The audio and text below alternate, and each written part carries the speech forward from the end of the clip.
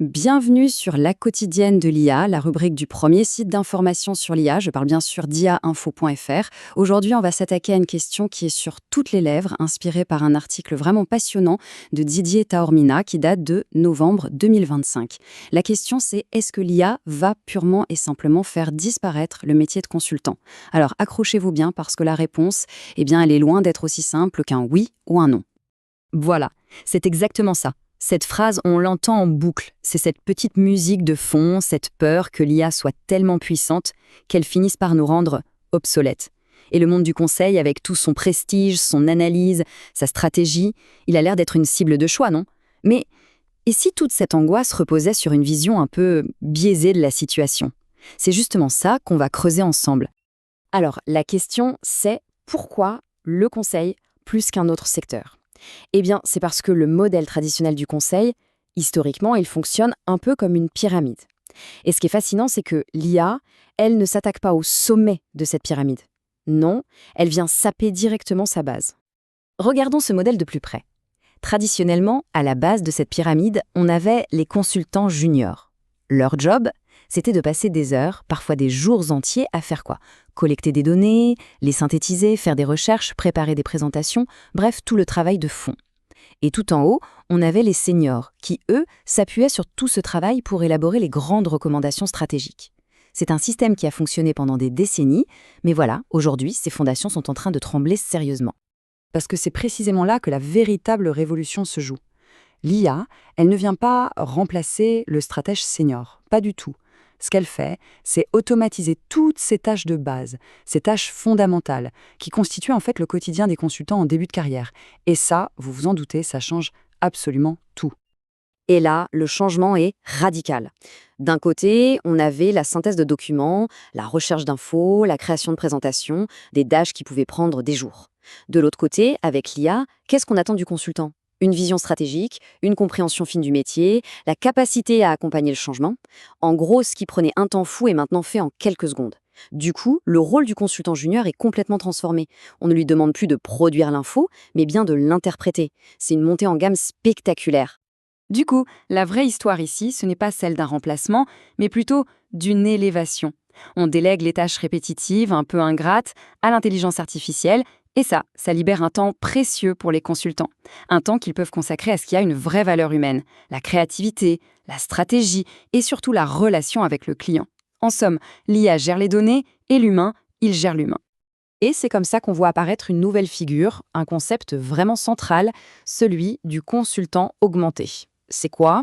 C'est un professionnel qui ne se contente pas de subir la technologie, mais qui va s'en emparer, l'utiliser comme un véritable levier pour décupler son propre impact. L'idée derrière ce terme est assez simple, mais elle est puissante. On n'est plus dans une logique de l'humain contre la machine, mais bien de l'humain avec la machine. L'IA devient en quelque sorte un partenaire, un copilote surpuissant qui va gérer toute l'analyse de données à grande échelle. Et ça libère le consultant pour qu'il puisse se concentrer sur l'essentiel, l'interprétation, la prise de décision et bien sûr la relation client. Forcément, ce nouveau duo met en avant des compétences qui deviennent absolument centrales. L'empathie, le sens politique, la capacité à gérer les résistances au changement. Bref, tout un tas de qualités purement humaines, des choses que l'IA est bien incapable de reproduire. La valeur ajoutée du consultant, elle ne se trouve plus dans sa capacité à brasser des chiffres, mais bien dans son intelligence des situations et des relations. Alors, on pourrait se dire que tout ça, c'est de la belle théorie, mais en réalité, pas du tout. Les plus grands cabinets de conseil, ils ne sont pas en train d'attendre que ça se passe. Ils sont déjà en plein milieu de cette transformation.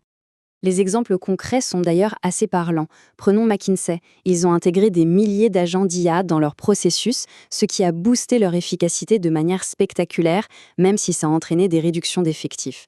De son côté, Accenture a mis le paquet sur la réorganisation et la formation aux nouvelles compétences liées à l'IA.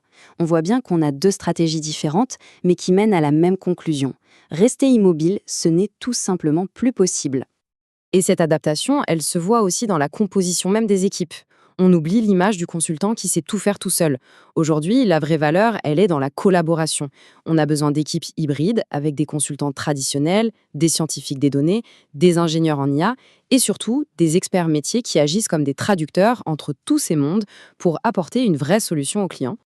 Pour résumer un peu tout ça, l'IA ne vient pas pour prendre la place du consultant. Pas du tout. Elle vient transformer son rôle en profondeur pour en faire un partenaire stratégique, peut-être même encore plus crucial qu'avant, pour les entreprises. Et cette transformation, elle répond en fait à une évolution très nette des attentes des clients. Aujourd'hui, une entreprise ne veut plus payer une fortune pour un rapport standardisé que n'importe quelle IA pourrait générer. Ce qu'elle cherche, c'est un accompagnement personnalisé, des perspectives stratégiques pointues, une expertise qui comprend vraiment les subtilités humaines de son organisation. La valeur a complètement basculé de la production de rapports vers le conseil stratégique pur et l'accompagnement humain. La nouvelle répartition des tâches est donc limpide. D'un côté, l'IA traite la donnée, elle fait le gros du travail d'analyse, et elle le fait mieux que n'importe qui. Mais de l'autre, c'est l'humain qui interprète ces résultats, qui les met en contexte et qui décide des actions à mener. Parce qu'une analyse brute, sans vision, ça ne vaut pas grand-chose. Et cette citation de l'article le résume parfaitement. Ce virage, ce n'est pas juste une question d'être plus efficace, c'est une invitation à se demander ce que signifie vraiment être consultant aujourd'hui. On est face à une redéfinition complète de l'identité du métier, de sa raison d'être dans un monde où l'information brute, finalement, est à la portée de tous. Et ça nous laisse avec cette question qui est finalement la question clé. Si l'IA s'occupe de l'analyse, où se situe la nouvelle valeur de l'expertise humaine? Si la machine gère le quoi, alors la valeur de l'humain, elle réside plus que jamais dans le pourquoi et le comment. C'est une perspective qui peut donner le vertige, c'est certain, mais c'est aussi une opportunité incroyable de réinventer la valeur que nous apportons. Retrouvez toute l'actualité autour de l'intelligence artificielle sur le portail ia-info.fr.